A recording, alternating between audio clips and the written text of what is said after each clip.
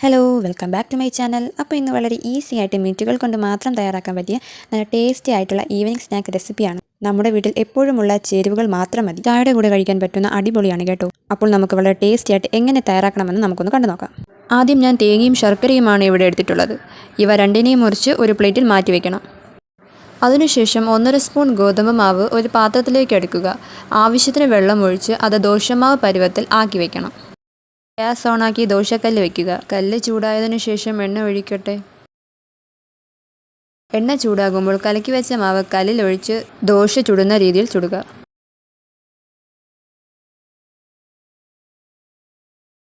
ദോശ ചൂടായി ഏകദേശമാകുമ്പോൾ തന്നെ മുറിച്ചു വെച്ച തേങ്ങ, ശർക്കര ദോശയുടെ മുകൾ ഭാഗത്തേക്ക് വിതറുന്നു. ഇതെല്ലാം ലോ ഫ്ലെയിമിൽ വേണം ചെയ്യാൻ.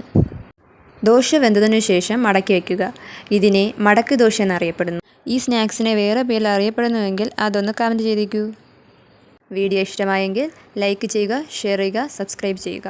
അപ്പോൾ അടുത്ത വീഡിയോയിൽ കാണാം. Okay, by.